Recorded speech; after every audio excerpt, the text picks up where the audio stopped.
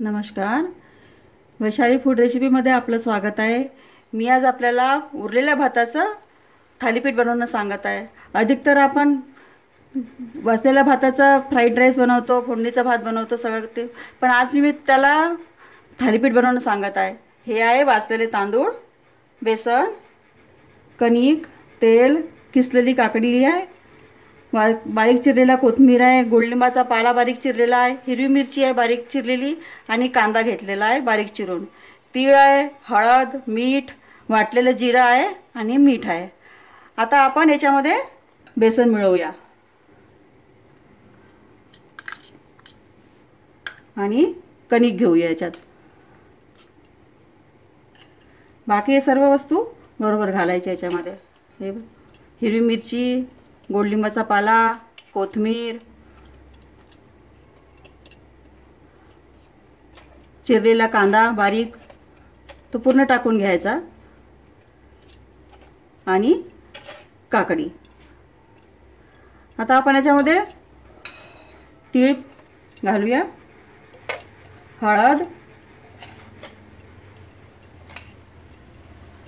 तिखट आपल्याला जितकं लागते तेवढं, कमी पण टाकू शकतो, आणि हे वाटलेलं जिरं. आपण मीठ घालू याच्यामध्ये आपल्या चवीनुसार आणि याला आपण मिळवूया.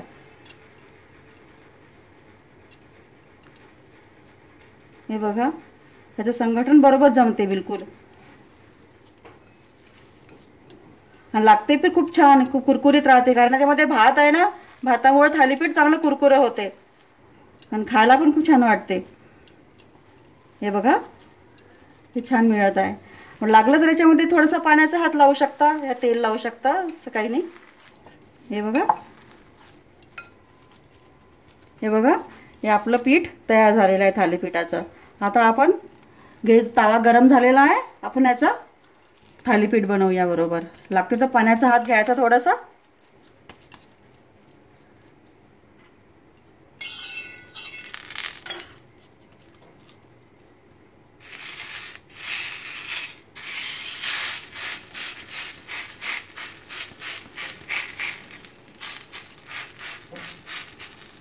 आपण जितकं असं लागते पातळ पण करू शकतो याला.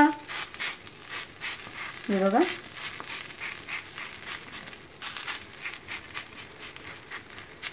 किती छान होत आहे. बरोबर, हे बघा, हे झालेलं आहे. आता याच्यामध्ये आपण थोडं सराट्याने चिरा द्यायचा आणि तेल टाकूया, कारण त्यामुळे थालीपीठ बिलकुल कुरकुरीत होऊन जाईल. आणि मध्ये आचेवर भाजू द्यायचं त्याला बिलकुल.